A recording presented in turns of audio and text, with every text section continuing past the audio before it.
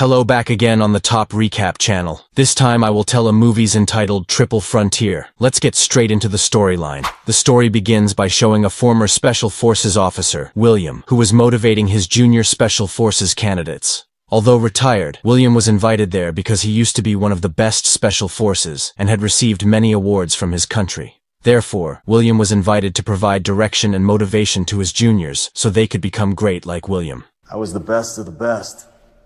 That's the price of being a warrior.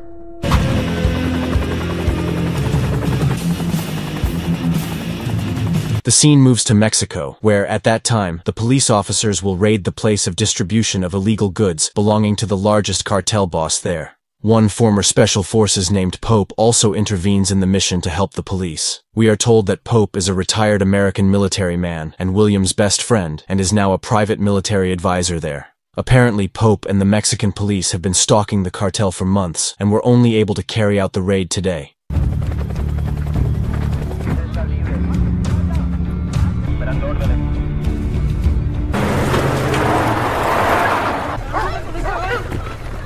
After arriving at their destination, the police asked the cartel members to surrender because they were surrounded. However, the cartel members preferred to fight back.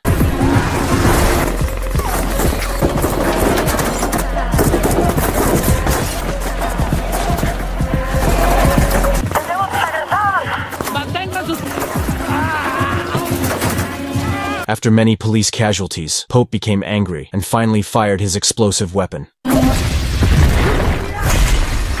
As a result of the gunfire, some cartel members died horribly while others were captured. Some of the suspects, who were cartel servants and not cartel members, were secured and will soon be brought to the police station. Meanwhile, the remaining cartel members were rounded up and interrogated about who their boss was. One of the cartel members offered a bribe to let them go, but the police refused and threatened to kill them if they did not talk. One of the terrified cartel members finally revealed that their boss was named Lauren and now lived in the jungle of Brazil. Upon knowing this, for some reason, the police immediately killed the cartel member. Then, one by one, the cartel servants were transported into police cars. However, a female suspect tried to escape at one point by running. Pope told the other policemen to wait, and he would chase the woman.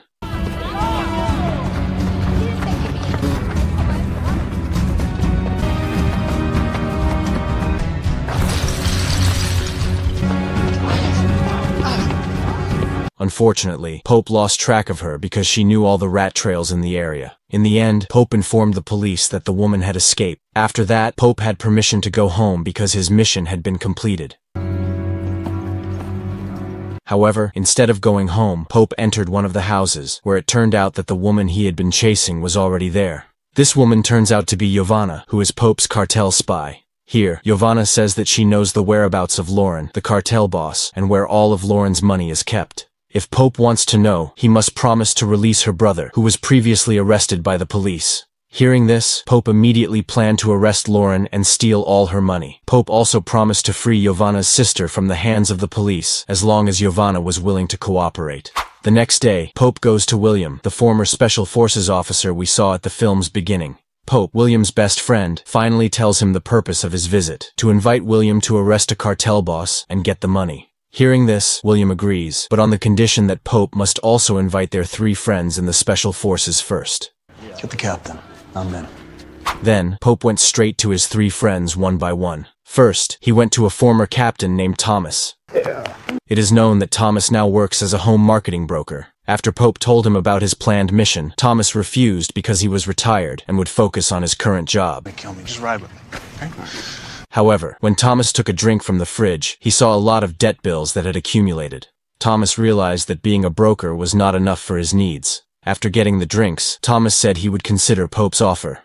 Later, Thomas took Pope to meet their 2 other friends. Here, Thomas dropped Pope off at a free boxing venue while he was going to pick up his son. Only if you are. Take a look. Leave my truck out of this. This isn't about my truck. It turned out that William had also told the other 2 about his mission, so Pope didn't have to explain it anymore. One of their friends, now a free fighter named Benny, was willing to come along. However, the other, a former officer named Francesco, was hesitant because he had just had a child. Pope then tried to convince Francesco to come along. You ready for this? Hell yeah.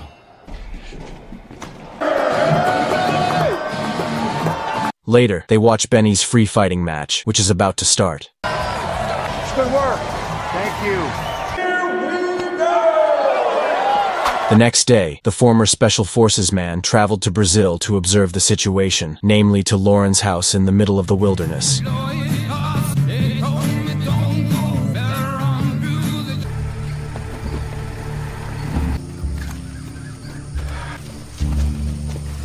After they split up, Francesco saw many children in the house. He withdrew from the mission because he didn't want to involve children. Pope told him that they were the cartel's future children. Every Sunday, Lauren goes to church with the children.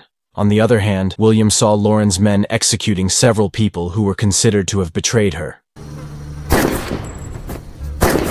Shortly after that, several people, including Giovanna, were seen delivering Lauren's money. It's so dark so quick.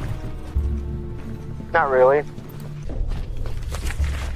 Moving on to the 5 troops who are back and gathered in a cafe, Thomas asks when they will gather with other agencies to complete their mission.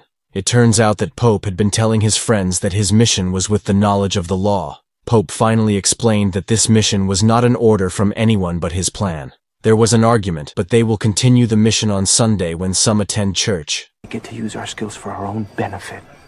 Pope, who felt he needed another van to transport the looted money, went to Giovanna. Here, Pope tried to convince Giovanna to help with the mission. Pope promised to free Giovanna's brother and create new identities for them. In fact, Pope also promised to give $3 million if Giovanna could get a van inside the gates of Lauren's house. In the end, Giovanna agreed. Thank you. During the day, Pope and his friends prepared equipment for the mission, including weapons, helicopters, boats, and weapons of war. They also agreed that the action would start at 3 a.m. on Sunday. There is no ground support. And the injuries we sustain, we're walking out with. What we are about to do is criminal. Leave it on 300.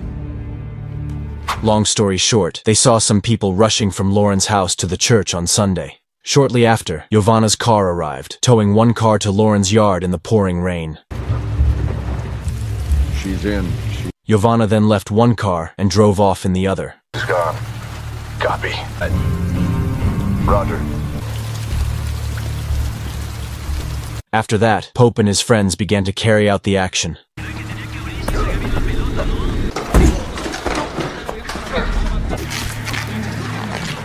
After taking out all the guards and sweeping the rooms, they found nothing of Lauren's whereabouts, including the money they were after. Pope's friends were convinced that Giovanna was just setting them up. Everyone immediately went limp, as their careful preparations seemed to be going to waste. As they were about to leave, Pope noticed a freshly painted wall. Sensing something strange, he immediately broke into the wall.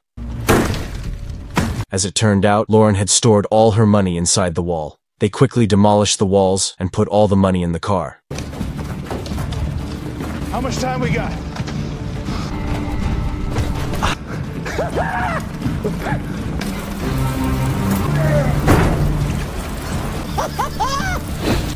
The van's full, man!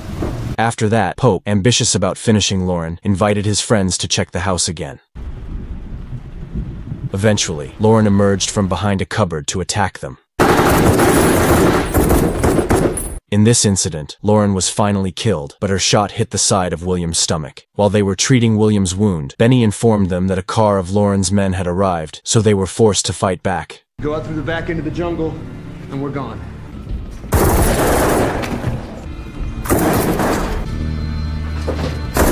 After successfully eliminating Lauren's men, Thomas began pouring petrol to burn down the house so they would leave no trace. Then, the 5 of them rushed to the aircraft runway as planned. Benny!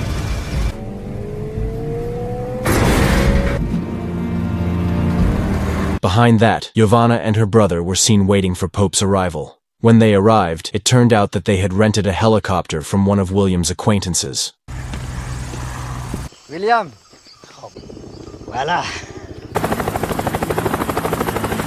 Francesco, a former pilot, said that this helicopter could not carry all the money they stole because it turned out to be more than they thought. However, Thomas felt throwing some of the money away would be a waste. In the end, they agreed that they would still transport all the money to the first stop, which was at the Peruvian border.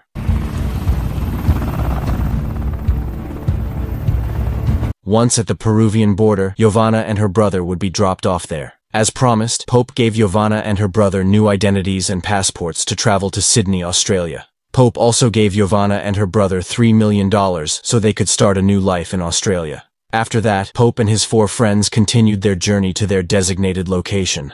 Ocean in 4 hours. Roger that. Nice work. The next day, when they were about to pass through the Andes Mountains, it turned out that the plane could no longer climb higher. This meant they inevitably had to throw away some of the money. In the end, they threw away about $50 million, but the helicopter could still not carry the remaining load. Finally, one of the helicopter's transmissions broke down, and they had to make an emergency landing. We should land now. Crash land here, we all die. I can't land this with that bag under us. Before landing, Francesco told one person to cut the rope carrying all the money, because otherwise, their landing would be very dangerous. Pull the lever, Ben!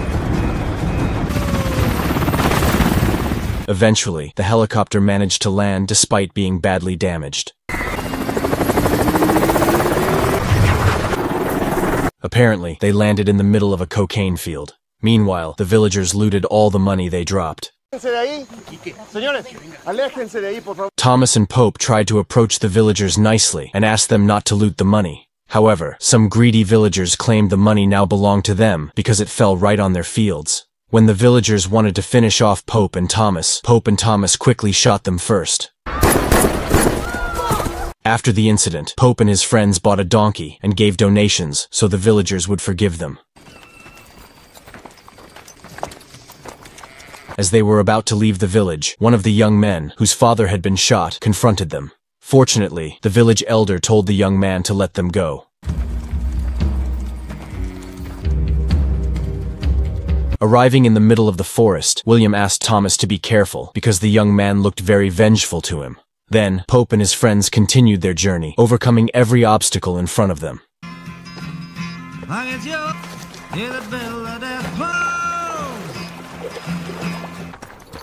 Stop pushing on me, man. It's steep here. After reaching the top of the mountain, they released the donkeys and decided to rest there. Freezing Eskimo's asshole out here. Because of the cold, Benny took the initiative to burn some money to warm their bodies.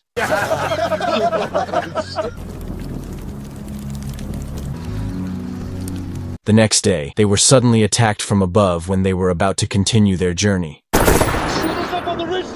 They finally split up to eliminate the shooters. On one occasion, Thomas managed to find one of the enemies and immediately finished him off.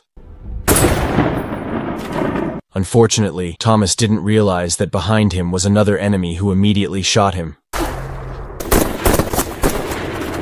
Apparently, the village youth and his friends attacked them.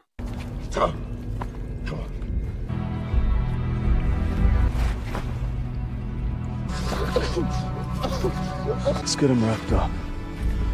We need to keep moving. They continued their journey, and this time, their burden was even heavier because they had to carry Thomas's corpse. Pope said that Thomas's family deserved this money because Thomas was their best friend. Long story short, when they were about to descend from the mountains, Benny said that he would go down first to check whether the crew he had previously hired was still below, because it was known that they were 5 days late from when Benny had promised the crew. The next day, Benny returned to see his friends, telling them the boat he had hired was still waiting. However, Benny also told them that under the mountain, a group of people seemed to be targeting them. After deliberating, they agreed to throw away the money they had been carrying, even though they had worked hard to get it. They only left a little money that was easy to carry, then immediately left the place.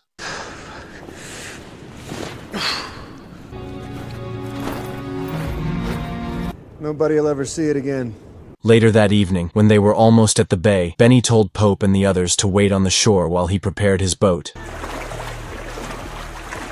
As Pope and the others were walking, they were spotted by a teenager guarding a car. Pope quickly paralyzed the teenager and then left in the teenager's car. Got it. On the way to the beach, several cars wanted to catch them, so there was another shootout.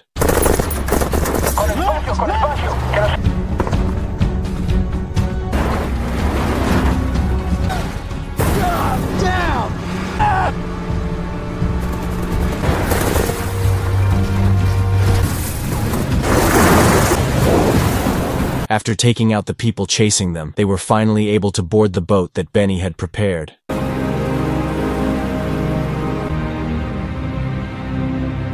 Long story short, the Special Forces team gathered at the notary's office. Apparently, the money they collected amounted to approximately $5 million. If divided equally, each of them only gets about $1 million. William, feeling that Thomas's family deserved more, donated 80% of the money to Thomas's family. Unexpectedly, his 3 other colleagues followed William, donating 80% of their money to the late Thomas's family. An hour later, William and his friends were seen saying their farewells. When William embraced Pope, he handed him a piece of paper and said the 4 had to go on another mission. When the paper was opened, it turned out to be the coordinates of the money they threw away yesterday.